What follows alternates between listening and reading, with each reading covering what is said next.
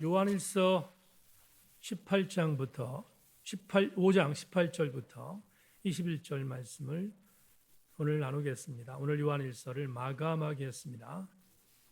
요한일서 5장 18절부터 21절 마지막 절 봉독 끝나면 아멘으로 화답하고 자리에 앉으시길 바랍니다. 제가 읽습니다. 하나님께로부터 난 자는 다 범죄하지 아니하는 줄을 우리가 아노라.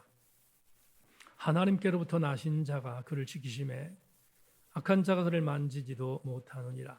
또 아는 것은 우리는 하나님께 속하고 온 세상은 악한 자 안에 처한 것이며, 또 아는 것은 하나님의 아들이 이르러 우리에게 지각을 주사 우리로 참된 자를 알게 하신 것과, 또한 우리가 참된 자 곧 그의 아들 예수 그리스도 안에 있는 것이니 그는 참 하나님이시요 영생이시라. 자녀들아, 너희 자신을 지켜 우상에게서 멀리하라. 아멘. 앉습니다. 자리에. 말씀을 듣기 전에 하나님은 너를 만드신 분 찬양하고 말씀 듣겠습니다.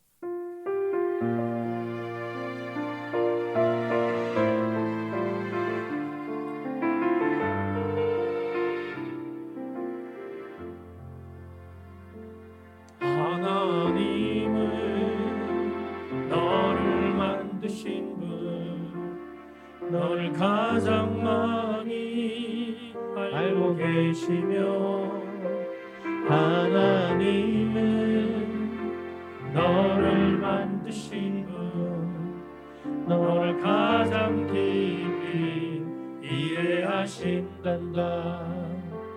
하나님은 너를 지키시는 분, 너를 절대 포기하지 않으며, 하나님은 너를 지키시는 분, 너를 쉬지 않고 지켜보신단다. 그의 생각 셀 수 없고, 그의 자비 무궁하며, 그의 성실 날마다 새롭고, 그의 사랑 끝이 없다. 하나님은 너를 원하시는 분, 하나님은 너를 원하시는 분, 이 세상 그 누구보다 하나님은 너를 원하시는 분, 너와 같이 있고 싶어 하신단다. 하나님은 너를 인도하는 분, 광야에서도 공중에도 하나님은 너를 인도하는 분, 그는 조장으로 우리 고백합니다. 그의 생각 셀 수 없고, 그의 자비 무궁하며, 그의 성실 날마다 새롭고, 그의 사랑 끝이 우리 다시 한번 고백합니다. 그의 생각 셀 수 없고, 그의 자비 무궁하며, 그의 성실 날마다 새롭고, 그의 사랑 끝이 우리 마지막으로 다시 한번 그의 생각 셀 수 없고, 그의 자비 무궁하며, 그의 성실 날마다 새롭고, 그의 사랑 끝이 없단다. 다 같이 화답합니다. 아멘. 하나님, 오늘 사랑하는 교우들 말씀을 듣고 난 뒤에 이 찬양의 고백들이 더 진솔하게 고백되는 은혜로운 시간이 되게 하여 주옵소서.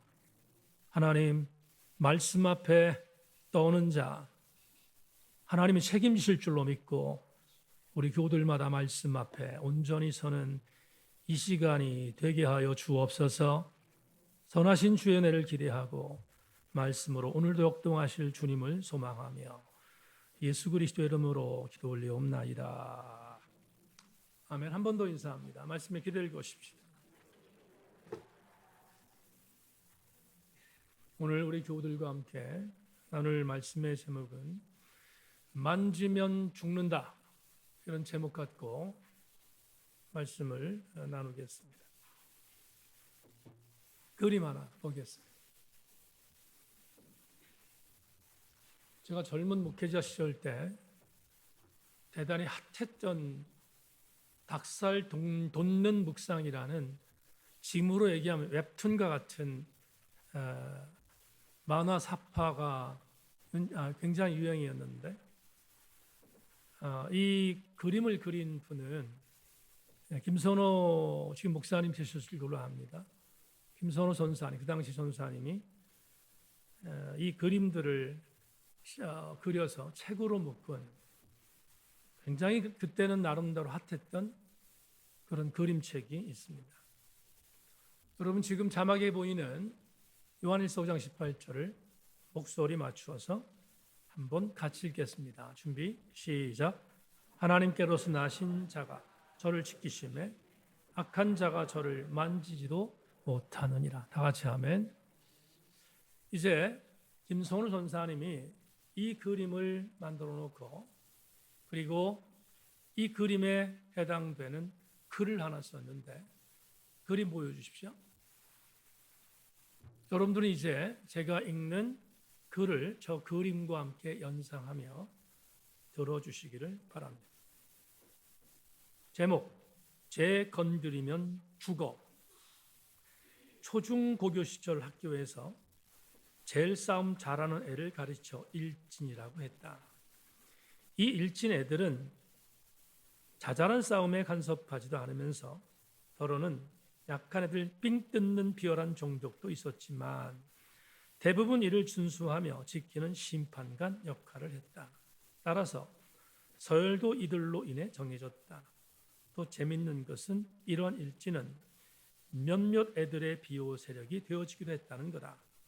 싸움은 지질이 못하지만 공부를 잘해서 커닝을 시켜주거나 맛있는 반찬을 싸우거나 더러는 너무 심약한 아이들을 딱한 마음에 보호해주기도 한다는 것이다. 이 때문에 싸움은 못해도 그들의 세력을 등에 업어 일진은 못되고 이진이 되는 놈들도 있었다. 그럼 자기보다 덩치 크고 센 녀석들도 때려줄 수 있었다.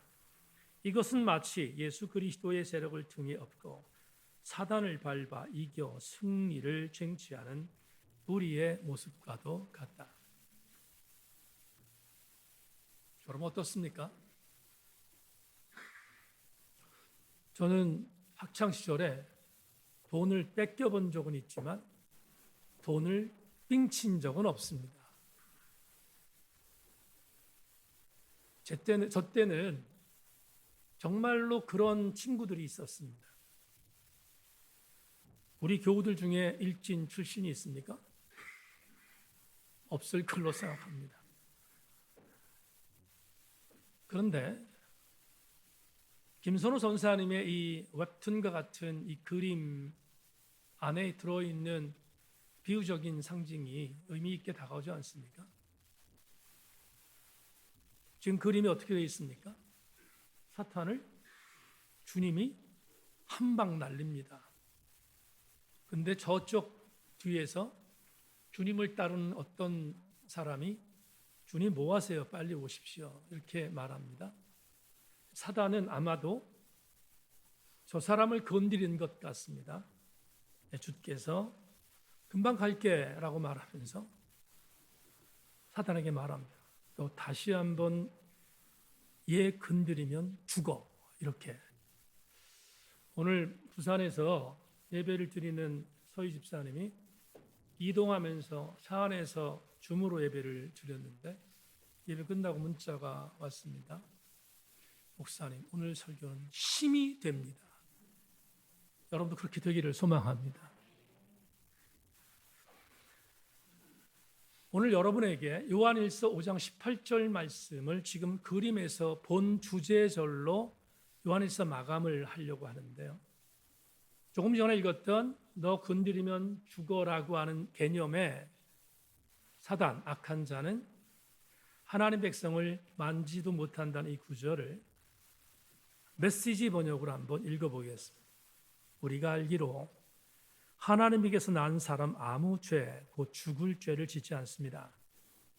하나님에게서 난 사람은 하나님의 보호를 받습니다. 마귀도 그를 건드리지 못합니다. 설교를 준비하는 저도 이 구절을 다시 복기하다가 참 위로가 됐습니다.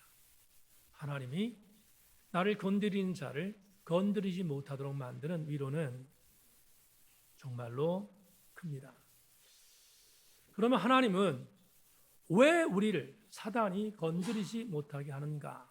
세 가지의 의미가 있음을 오늘 본문이 우리한테 제시하고 있는데 18절에는 첫 번째, 19절은 두 번째, 20절은 세 번째 내용이 있습니다.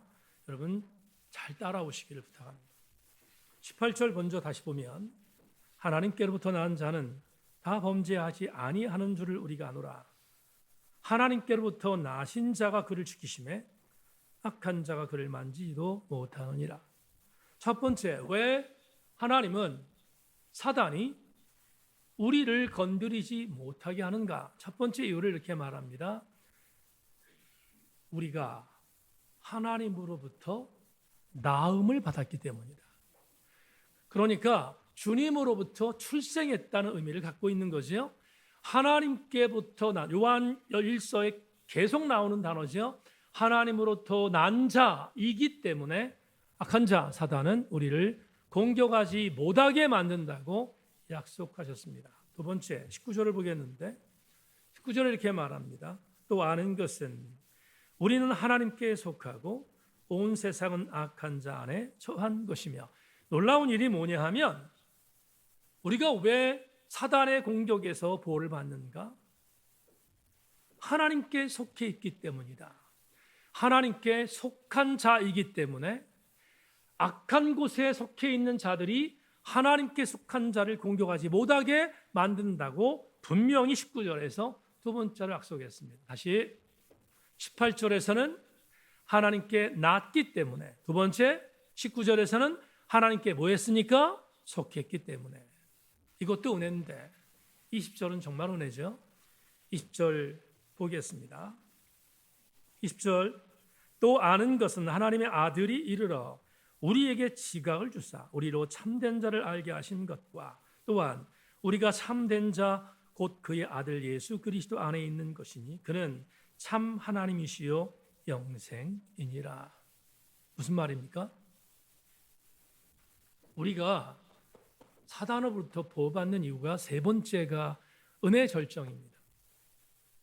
하나님께 속했기 때문이며 하나님께 낫기 때문이기도 하지만 하나님이 혼자 일하시지 않고 하나님의 아들 예수를 우리에게 보내주셨는데 그 예수 그리스도께서 우리가 내가 너를 위하여 십자가에 못 박혀 죽은 너의 주군이다 라는 것을 알게 하심으로 다시 예수 그리스도로 통하여 구원받은 자로 우리로 하여금 알게 하심으로 그 은혜 때문에 우리는 사단의 공격에서 보호받는다라고 본문 20절에서 말씀하고 있습니다.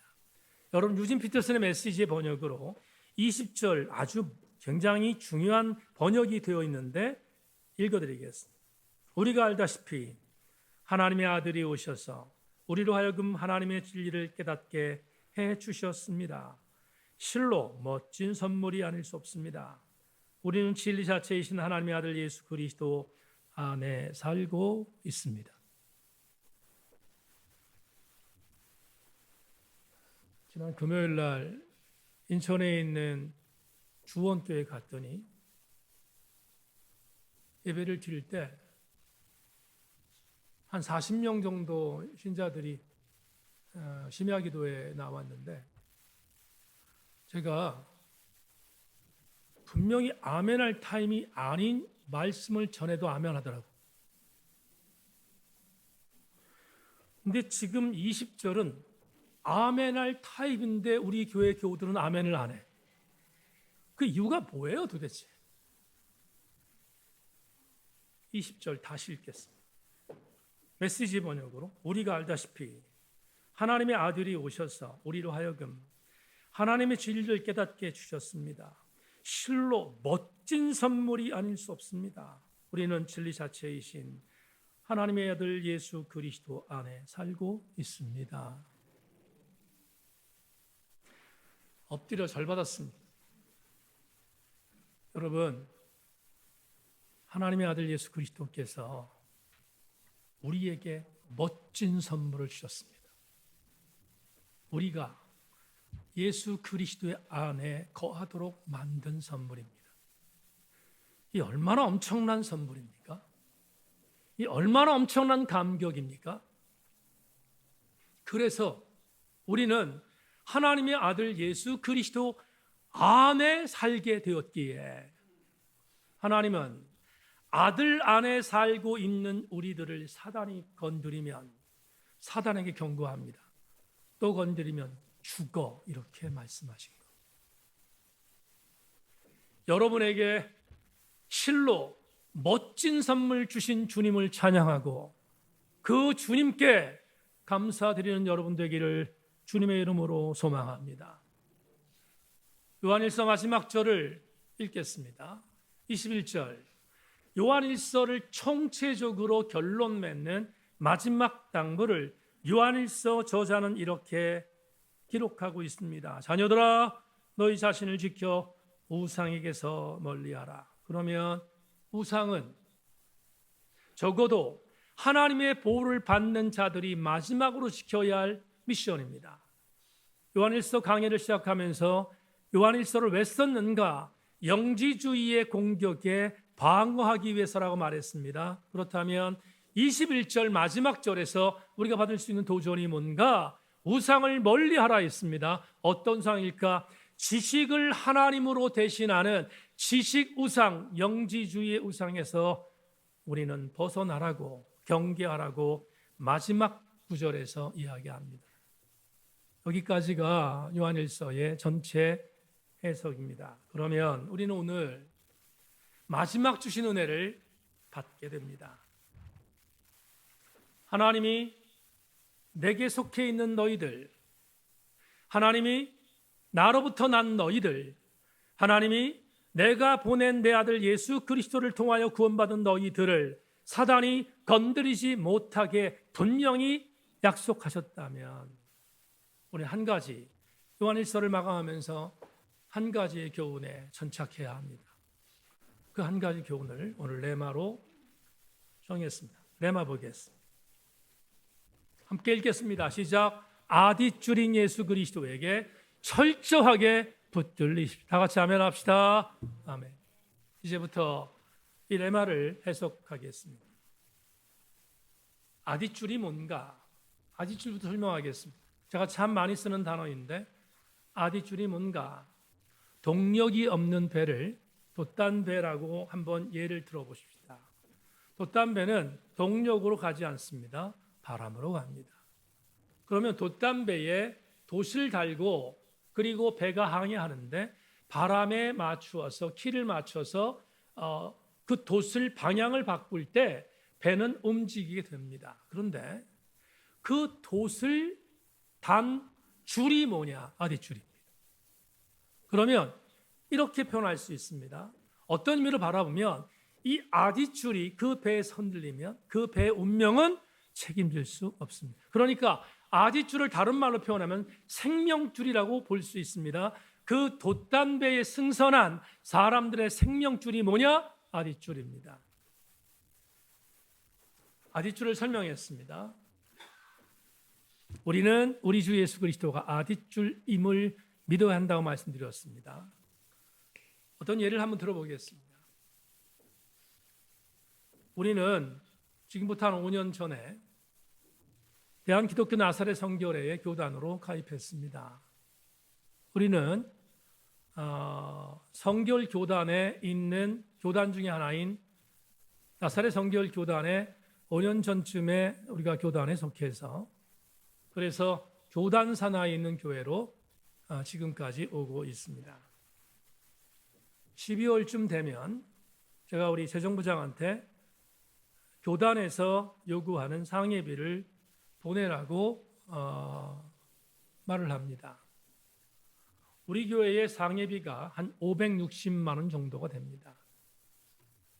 그것도 우리 교회가 감당할 수 있는 여건으로 우리 교회가 충당해야 되겠다 생각해서 그래서 560만 원을 설정하고 1년에 560만 원을 상예비로 납부합니다. 상예비가 뭐냐? 교단 총회에 납부하는 개교회의 의무금입니다. 그런데 의무금을 왜 내는가? 이유가 있습니다. 우리가 상예금을 교단에 내니 교단 총회에서는 산하 개교회인 제천세인교회가 여러 이러저러의 문제가 생기면 이것들을 당신들이 책임져야 합니다 라고 하는 상예비입니다. 예를 들자면 대한기독교 나사렛 성결교회의 교단 총회는 여러분을 보호해야 합니다. 그리고 여러분을 섬기는 담임 목사를 보호해야 합니다. 이단의 공격이 있으면 교단에서 우리 교회를 보호하기 위하여 최선을 다해야 합니다. 그게 총회의 임무입니다. 우리가 의무금을 내는 이유는 당신은 우리와 같은 배를 타고 있는 관계가 있다는 것 때문에 상임위를 내는 것입니다. 관계라는 단어를 소개하겠습니다. 관계는 반드시 두 대상이 있어야 합니다. 첫 번째는 객체고 또 하나는 주체입니다. 여러분 이렇게 표현합시다. 교단은 주체이고 우리 개교회는 객체라고 합시다. 그러면 주체가 객체를 보호하는 것은 관계가 있기 때문이지 않습니까? 당연히 관계가 있으니까 교단이 우리를 보호해야 하는 것입니다. 예를 들자면 오늘 최종환 장로님도 기도하셨지만 우리에게 부교육자를 놓고 기도하고 있습니다. 부교육자가 공석이면 부교육자의 공석에 대한 부분들을 책임지는 게 교단이다 이 말이에요. 그걸 안 하면 교단의 책임을 직무유기한 것이 됩니다. 우리가 총예비를 왜 내는가? 관계 때문에 냅니다. 자, 여기서 이렇게 한번 생각해 보겠습니다. 좀 비근한, 어떤 과도한 예가 될지 모르지만 개교회가 어려움을 당할 때 개교회의 어려움을 해결해 줄 수 있는 아디줄이 교단입니다. 이해하셨습니까? 그게 교단이다 이 말이에요. 그런데 여러분 개교회와 그리고 객체인 개교회와 주체인 교단의 아디줄은 완전하지 않습니다. 왜냐하면 책임을 지지 않으면 흔들릴 수 있기 때문입니다. 그러나 흔들리지 않는 아디줄이 있습니다. 절대로 흔들리지 않는 아디줄, 그 아디줄은 오늘 본문 20절에서 우리에게 소개하고 있는 저와 여러분의 구주이신 예수 그리스도이십니다. 그분은 흔들리지 않는 아디줄입니다. 저는 이렇게 선포합니다. 우리 제천세인교회 모든 성도들은 결코 흔들리지 아니하는 아디줄이신 예수 그리스도를 붙드시기를 주의 이름으로 소망합니다. 사도 바울을 잠시 소개하겠습니다. 사도 바울이 1차, 2차, 3차 전도 여행을 무사히 마쳤습니다. 그런데 특별히 2차 전도 여행 사역을 진행할 어간 사도 바울이 고린도라는 지역으로 들어갑니다. 고린도라는 지역으로 들어가기 전 사도 바울은 당시 마케도니아의 수도와 같은 지역이었던 마케도니아는 그리스도의 북쪽이고 아가야는 그리스의 남쪽이라고 볼 수 있는데 마케도니아나 아가야의 가장 거점 도시였던 도시가 지금 그리스도의 수도인 아테네입니다. 성경은 그 아테네를 아덴이라고 표현하고 있습니다. 바울이 데살로니가 사역을 마치고 아덴으로 내려옵니다. 데살로니가 사역까지 사도 바울은 승리했습니다. 여러분, 많은 사람들 예수 그리스도로 변화시켰고 곳곳마다 교회를 세우며 승리하게 만들었습니다. 그리고 나서 그곳에 있는 유대인들의 핍박 때문에 어쩔 수 없이 밑에 있는 아가야 지역에 있는 수도 아덴으로 내려왔습니다. 아덴은 헬라 철학자들의 본거지입니다. 일반적으로 말하는 헬라 철학의 대표적인 어떤 거인들, 플라톤, 아리스토텔레스 이런 등등의 여러 철학자들이 있었던 장소가 어디냐? 바로 아덴입니다. 그러니 아덴은 헬라 철학의 근거지이자 무시무시한 철학의 본거지입니다. 바울이 그곳에 가서 아덴의 철학자들과 맞붙었는데 성경은 증언합니다. 아덴에서 바울이 승리하지 못한, 여러분 오해하지 말고 들으십시오. 승리하지 못했다는 것은 헬라 철학자들에게 패배했다는 뜻이 아니라 헬라 철학자들을 변화시키지 못했다는 겁니다. 아시겠죠? 변화시키지 못한 씁쓸한 패배를 당했습니다. 아레오바고에 언덕이 있는데 그 언덕에서 헬라 철학자들과 함께 논쟁을 벌였지만 별로 소득을 얻지 못했습니다. 이 말은 이렇게 변합니다. 유일하게 사도 바울이 교회를 세우지 못한 장소, 어디? 아덴이었습니다. 그러니까 아덴에서 사도 바울은 별 소득을 얻지 못한 상태에서 씁쓸한 마음을 갖고 옆에 있는 또 다른 아가야 지역의 대도시였던 고린도로 내려갔습니다. 고린도에 갔는데 그곳에는 바울이 아는 사람이 한 명도 없었습니다. 한 명도 없었던 사도 바울 얼마나 외로웠겠습니까? 여러분, 바로 옆에 있던 지역 아덴에서 복음 전도에 별로 성공하지 못했던 사도 바울은 나름대로 씁쓸한 마음을 갖고 지금 고린도로 갔으니 고린도에 가서 위로받고 싶었을 터인데 아무도 없었습니다. 그러니까 얼마나 외롭고 힘든 사역을 했는지 충분히 압니다. 하나님은 바울의 외로움을 좌시하지 않습니다. 그곳에 바울을 도울 수 있었던 하나님의 사람을 심어놓고 계셨는데 그게 바로 브리스길라 아굴라 부부입니다. 텐트를 만드는 텐트 메이커인 브리스길라 아굴라 부부를 이미 예비해 두셔서 사도 바울에게 전도를 받게 하셨고 변화됩니다. 그리고 그 이후부터 텐트 메이커였던 브리스길라 아굴라는 철저한 사도 바울의 재정적인 스폰서가 됩니다. 힘을 얻었겠지요. 얼마나 큰 힘이 되겠습니까? 아무도 없었던 장소인데 브리스길라 아굴라 부부를 보내주셨으니 얼마나 감사하겠습니까? 하지만 브리스길라 아굴라는 평신도 사역자였습니다. 오늘로 얘기하면 평신도 사역자였습니다.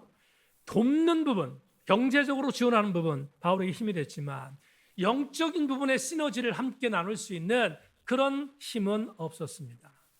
바울이 홀로 싸워야 합니다. 고린도 교회는 특별히 고린도 폴리스라고 하는 아데미 여신상을 섬기고 있었던 우상의 근거지였고 그것은 로마의 황제를 믿고 있었던 장소였기 때문에 바울의 사역은 녹록하지 않았습니다. 복음을 증거하는데 힘에 부쳤습니다. 이것도 주님이 알고 계셨습니다. 그래서 하나님은 바울에게 평신도 사역자가 아니라 영적인 사역자로 시너지를 줄 수 있는 동역자를 보내줬습니다. 그 동역자가 여러분 잘 아는 실라와 디모데입니다. 여러분, 데살로니가 지역, 그리스의 북쪽에 있는 데살로니가 지역과 아볼로니아, 암비볼리 그리고 베레아 지역에 사역하고 있었던 이 두 사람이 성령의 지시함을 받고 고린도로 내려옵니다. 왜냐하면 바울을 도우라고는 하나님의 지시였기 때문입니다. 내려옵니다. 두 사람, 실라와 디모데는 고린도에 도착해서 이런 마음이 있었습니다. 바울 사도가 얼마나 힘들었을까? 바울 사도가 지금 얼마나 고군분투하고 있지? 나름대로 굉장히 염려하는 마음으로 고린도에 와서 바울을 만났습니다. 그런데 이게 웬걸입니까? 웬일입니까? 사도행 18장 5절 자막을 통해서 확인하십시오. 실라와 디모데가 마게도냐로부터 내려오매 바울이 하나님 말씀에 붙잡혀 유대인들에게 예수는 그리스도라 밝히 증언하였다. 부인하겠습니다. 여러분, 실라와 디모데가 고린도에 내려와서 기대했던 것은 바울이 축 처져 있는 모습, 바울이 낙심해 있는 모습인 줄 알았습니다. 그런데 이게 웬일입니까? 바울은 상상외였습니다. 본문 조금 전에 읽었던 사도행 18장 5절에서 이런 표현이 있습니다. 바울이 유대인들에게 예수가 그리스도라 밝히 증언했다. 이게 아무런 일이 아니에요. 엄청난 일입니다. 왜? 고린도는 당시에 로마의 속주였습니다. 여러분, 우리나라가 일제 36년 동안에 있었을 때 우리나라가 도시들마다 전부 다 우리나라 이름을 갖고 있었지만 일제의 도시가 되었던 것처럼 고린도도 로마의 통치를 받고 있었던 때라서 로마의 속주였습니다. 그러니 당연히 로마의 황제 숭배가 있었던 도시였습니다. 그러니까 거기서 요구됐던 건 이겁니다. 크리스토스, 주님이라고 하는 이 주라는 단어는 로마의 황제 말고 다른 사람이 붙이면 안 됩니다. 로마의 황제만이 줍니다. 시저만이 줍니다. 다른 사람이 붙이면 반역자입니다. 근데 바울이 이렇게 말합니다. 로마의 황제는 주가 아니야. 로마의 황제는 우리의 크리스토스가 아니야.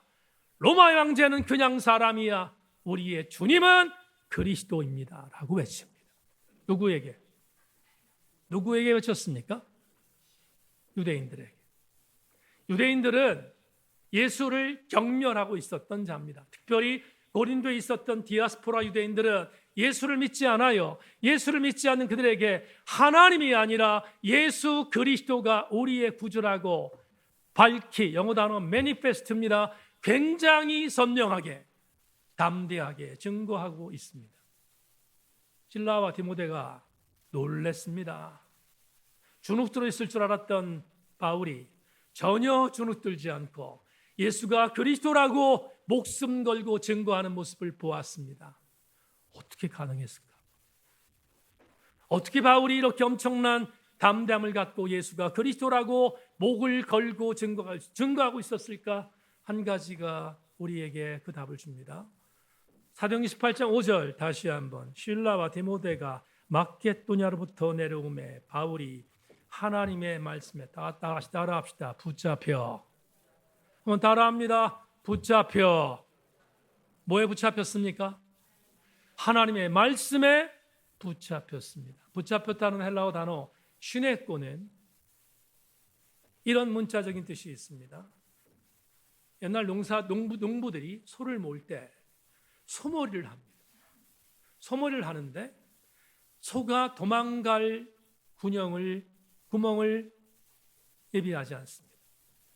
동서남북이 막힌 장소에서 소를 몹니다. 소는 옴짝달싹하지 못하게 포로됩니다. 완전히 포로돼서 소는 본인이 할 수 있는 여건이 없는 그런 소 역할로 돌아가는 것이 그게 소몰입니다. 슈네코, 붙잡혔다는 이 단어는 헬라어 단어 이 단어는 우리나라 말로 성경에는 붙잡혀라 되어 있지만 소몰이하여 옴짝달싹 못하는 상태입니다. 이렇게 해석할 수 있습니다. 바울은 말씀에 소몰이 당했습니다. 소몰이 당했던 바울은 말씀에 포로되었습니다. 말씀에 포로된 사도 바울은 그래서 이렇게 담대히 증거합니다. 예수가 뭐라고? 그리스도라고. 사랑하는 여러분, 바울은 하나님의 말씀이라는 예수 그리스도를 아디줄로 삼았기에 그는 죽음을 무릅쓰고 고린도에서 복음을 증거했고 더불어 고린도 교회까지 세우는 승리를 경험하게 되었습니다. 여러분에게 이렇게 선포합니다. 오늘 9월의 마지막 주일 이브에 나오신 교우 여러분, 말씀이신 예수 그리스도라는 아디줄을 붙들면, 다 같이 아멘. 말씀이신 예수 그리스도를 붙들면 요한일서 5장 18절이 여러분의 것이 됩니다. 예수 그리스도를 나의 아디줄로 삼으면 하나님께서 사단이 많이 우리를 공격하면 하나님은 이렇게 우리를 보호하십니다. 사단에게 가서 너 내 아들 딸을 건드리면 죽어 라고 선포하십니다. 힘이 되기를 소망합니다. 교우 여러분, 이론이 아니라 삶으로 이런 일들을 경험할 수 있기를 이번 한 주간 10월을 맞이하는 이번 한 주간 이론이 아니라 성경에 기록되어 있는 그냥 기록되어 있는 문자가 아니라 여러분의 삶 현장에서 사단이 나를 공격하면, 악한 자가 나를 공격하면 여러분의 하나님의 아들 예수 그리스도께서 여러분에게 찾아가셔서 내 아들 딸을 건드리면 죽을 줄 알아 라고 말할 수 있는 강력한 응원받는 한 주간 되기를 주의 이름으로 소망합니다. 마지막 한 구절을 소개하겠습니다. 마가복음 9장, 여러분 잘 따라오시기를 바랍니다. 마지막 구절입니다. 마침 구름이 와서 그들을 덮으며 구름 속에 소리가 나되 이는 내 사랑하는 아들이니 너희는 그의 말을 들으라 하는지라. 문득 둘러보니 아무도 보이지 아니하고 오직 예수와 자기들 뿐이었더라. 변화선상에 예수께서 3명의 사랑하는 애제자를 데리고 올라갔습니다. 베드로와 야고보와 요한이라는 아름다운 제명의 제자를 데리고 올라갔습니다. 그런데 베드로가 보니까 예수님께서 엄청나게 변화됐습니다. 좌우편에 모세가 있고 엘리야가 있습니다. 근데 같이 변화됐는데 중간에 예수님이 계시는데 어마어마한 모습으로 변화됐습니다. 그게 너무너무 엄청난, 오토라는 조직신학자가 이렇게 말합니다. 이게 스피리추얼 엑스터시였다, 영적인 황홀감이었다 이렇게 표현하는데 그 정도로 아름다운 모습으로 변화된 것을 목도했습니다. 그러자 세상말로 베드로가 뿅 갔습니다. 그리고 베드로가 곧바로 말합니다. 주님, 이 변화선상에서 내려가지 마십시다. 가운데 주님을 위하여, 모세를 위하여, 엘리야를 위하여 초막셋을 짓겠습니다. 그러니까 이곳에서 하십시다. 이렇게 고백합니다. 그런데 베드로가 그렇게 고백하자마자 하늘 소리가 들렸습니다. 하늘 소리가 들렸는데 그 하늘 소리가 들린 뒤에 예수 그리스도의 엄청난 변화, 산상의 변화는 사라집니다. 어떤 소리가 들렸는가? 이런 소리가 들립니다. 너희들은 내 사랑하는 아들의 말을 들어라. 우리 주 예수 그리스도의 말을 들으라는 음성이 들렸습니다. 그런데 세속적으로 보였던 엄청났던 황홀한 광경은 사라졌습니다. 그리고 성경은 말합니다. 예수 그리스도와 제자들뿐만 그 현장에 남았다고. 우리가 너무 잘 아는 이 구절, 오늘 이렇게 해석합니다. 우리가 왜 하늘의 소리를 못 듣는가? 세인교회 성도들이요, 왜 하늘의 음성을 못 듣습니까? 들어야 하는데 왜 못 듣습니까? 이유는 한 가지입니다. 하늘 소리보다 더 아름다운 소리가 있다고 믿기 때문입니다. 마치 변화선상에서 그 아름다운 모습, 주께서 변화되었던 그 모습에 빠져서 진짜 본질적인 하나님의 소리를 듣지 못하는, 이렇게 오늘의 감각으로 말합시다. 오늘 최정원 장로님 기도하셨는데 현장에서, 지난 일주일 현장에서 우리가 살아왔던 각양의 처지가 다르지만 그 현장에서 여러분 무시무시한 치열한 현장에서 살고 돌아왔습니다. 어떤 성도는 그 치열한 현장에서 살면서 하나님의 소리를 듣기 위해 집중했던 자는 이기고 왔을 것이고, 반면 세상의 소리가 크게 들렸던 사람은 하나님의 소리를 무시하고 살았던 자도 있었을 것입니다. 한 가지 주목할 것은 우리가 하늘의 소리를 들으려면 세상의 아디줄을 버려야 합니다. 세상의 아디줄을 붙잡고 있으면 하늘 소리인 하나님의 아디줄을 붙잡을 수 없습니다. 그러기에 저는 여러분에게 이렇게 말합니다. 사도 바울이 완벽한 세속의 줄이 있었습니다. 사도 바울은 예수 믿기 전에 완벽한 세속의 줄을, 세속의 아디줄을 갖고 있었습니다. 빌립보서 3장 5절 6절에서 사도 바울은 본인이 갖고 있었던 세속의 아디줄을 이렇게 소개함. 나는 8일 만에 할례를 받고 이스라엘 족속이요 베냐민 지파요 히브리인 중에 히브리인이요 율법으로는 바리새인이요 열심으로는 교회를 박해하고 율법에 이런 흠이 없는 100%입니다. 완벽한 세속적인 아디줄을 바라보면 사도 바울은 완벽한 사람이었습니다. 그런데 그가 진짜 아디줄 예수 그리스도를 만나고 그는 신앙 고백이 바뀝니다. 어떻게 바뀝니까? 이어지는 빌립보 3장 7절로 9절은 이 유명한 구절로 우리에게 알려집니다.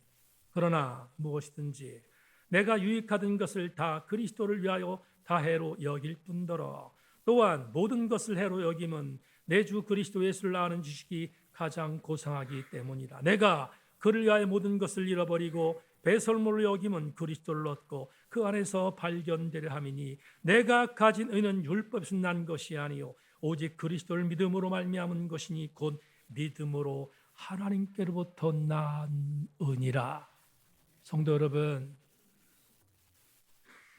예수가 가장 위대한 아디줄인 것을 발견했던 바울은 그가 갖고 있었던 세속적인 아디줄이 배설물로 여겨졌습니다.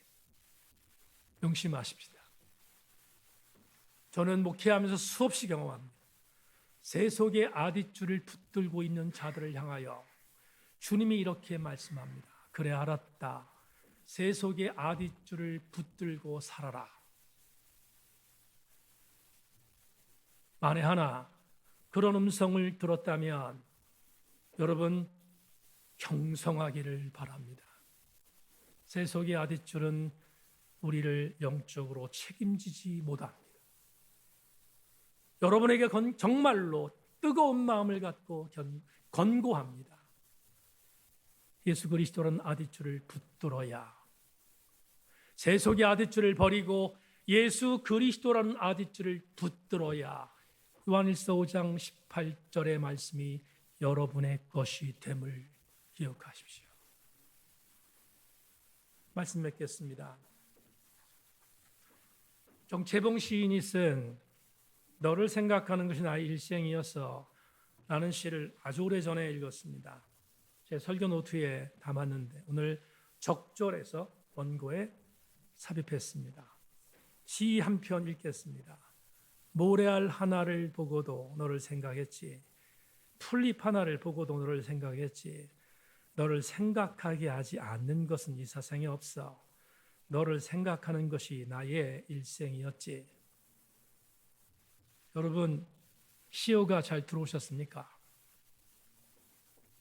묻겠습니다. 잘 들어오셨다고 고개를 끄덕끄덕 했으니까 묻겠습니다. 여러분, 정채봉 시인이 말했던 이 시를 지금 읊조렸는데 우리 교우들에게 질문하겠습니다. 나가 행복합니까? 너가 행복합니까? 네, 이럴 줄 알았습니다. 고개를 끄덕거린 건 그냥 예의로 끄덕거린 거지요. 다시 한번 읽겠습니다. 모래알 하나를 보고도 너를 생각했지. 풀잎 하나를 보고도 너를 생각했지. 너를 생각하게 하지 않은 것은 이 세상에 없어. 너를 생각하는 것이 나의 일생이었지. 또 한 번 묻겠습니다. 여러분, 너가 행복합니까? 나가 행복합니까? 우리 교회 성도들은 수준이 높아서 충분히 나라고 대답했습니다. 많은 사람들은 사랑받는 너가 행복하다고 생각합니다. 그렇지 않아요. 사랑받는 너라는 존재가 얼마나 행복할까 생각하는 것이 세속적 관점입니다. 그런데 말이에요.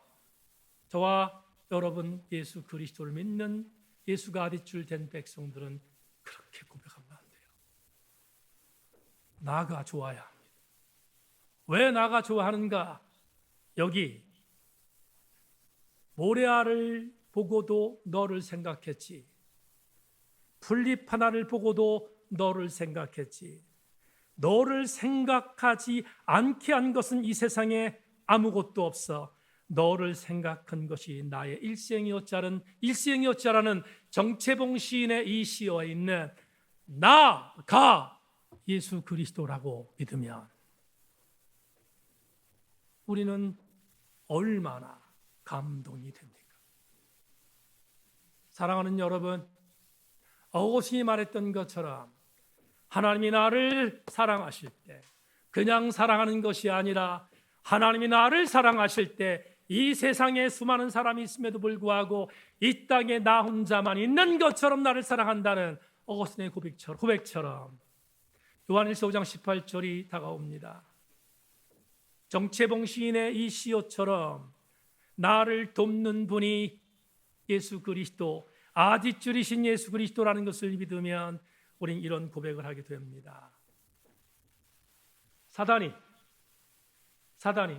이해하고 들으십시오. 오늘 기도한 분이 최종환 장로님입니까?